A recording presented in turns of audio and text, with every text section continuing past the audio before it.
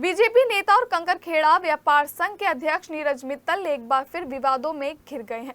Ananda group ने नीरज मित्तल और उनके गैंग पर करोड़ों रुपए की जमीन जालसाजी करके कब्जाने और बेचने का गंभीर आरोप लगाया है। आनंदा डेयरी लिमिटेड के प्रवक्ता सुशांत पांडे ने सनसनीखेज आरोप लगाए हैं कि नीरज मित्तल, आदेश कुमार, दीपांशु गोयल और अमृत कुमार सहित कई लोगों ने गिरोह बनाकर उनकी करोड़ों की जमीन कब्जाई और 27 लोगों को फर्जी कागजात तैयार करके प्लॉट बेच दिए। सुशांत पांडे का आरोप है कि Messrs Gayatri build associates private limited के प्रतिनिधियों ने फर्जी रजिस्ट्री कराई और आनंदा ग्रुप की करोड़ों की जमीन बेच दी। इसको लेकर जल्द वो सीएम योगी से मुलाकात करेंगे। आनंदा डेयरी के मालिक सुशांत पांडे ने प्रेस कॉन्फ्रेंस कर ये भी बड़ा आरोप लगाया है कि नीरज मित्तल ने न्यू ड्रीम सिटी कॉलोनी के एक्सटेंशन के लिए आनंदा ग्रुप से 2500 वर्ग गज जमीन 32,000 रुपए प्रति वर्ग गज के हिसाब से मांगी थी, लेकिन बिना किसी अनुबंध के नीरज मित्तल ने आनंदा ग्रुप के खाते में 5 करोड़ 79 लाख रुपए जमा करा दिए। इनमें 1 करोड़ 58 लाख रुपए कैश जमा कराया गया। इस पर इनकम टैक्स विभाग ने नोटिस देकर नीरज मित्तल और साथियों से जवाब मांगा तो ये उस रकम का हिसाब नहीं दे पाए। उनका यह भी कहना है कि एमडीए से इसका कोई नक्शा भी पास नहीं कराया गया और अवैध रूप से सारा काम किया गया है। आनंदा ग्रुप की जमीन का गेट बंद करने का भी गंभीर आरोप लगाए गए हैं। आनंदा डेयरी ग्रुप के प्रवक्ता सुशांत पांडे का कहना है कि जल्द ही इस मामले पर हमारा एक प्रतिनिधि मंडल सीएम योगी से मिलेगा। नीरज मित्तल जी हैं और ये अपना ड्रीम सिटी के कॉलोनाइजर है।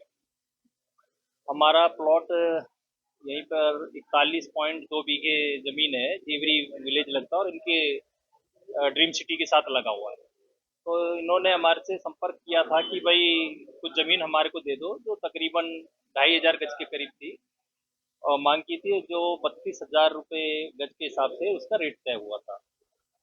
हमारे से इन्होंने तकरीबन उसमें 5 करोड़ 89 लाख रुपए इन्होंने भेजा अलग अलग नामों से और अलग अलग, और कुछ पैसा, हाँ, और कुछ पैसा इन्होंने 1 करोड़ 58 लाख के करीब अपना कैश जमा कराया, जिसकी इनकम टैक्स से भी नोटिस आई और जांच चली, क्योंकि कैश ट्रांजैक्शन जमीन में कर नहीं सकते।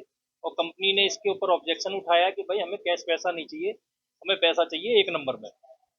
और उसके बाद क्या हुआ कि कोरोना आ गया, 2019 कोरोना आ गया। कोरोना के बाद इन्होंने क्या करा कि 7-8 लोगों के साथ, जो इनकी टीम के लोग थे, उनके साथ मिलकर अवैध रजिस्ट्रियां इन्होंने हमारी जमीन की कर दी और लोगों को कब्जा दे दिया। हमने उसमें एसपी साहब, जिला अधिकारी साहब और सबको अपना पत्र दिया था, प्रार्थना पत्र दिया था, जिसमें उन्होंने आश्वासन दिया था कि इस पर कार्रवाई होगी और इस पर जांच भी चल रही है और अभी भी आश्वासन है उनका कि इस पर कार्रवाई होगी। चाहे किसानों की तरफ से नहीं है, उन्होंने दबाव बनाने के लिए कि हमारी जांच प्रभावित हो जाए, क्योंकि जमीन की वैल्यू बहुत ज़्यादा है। जमीन की वैल्यू बहुत ज़्यादा है और वो तकरीबन 100-150 करोड़ के करीब की आज के समय में उसकी ज़मीन की वैल्यू है।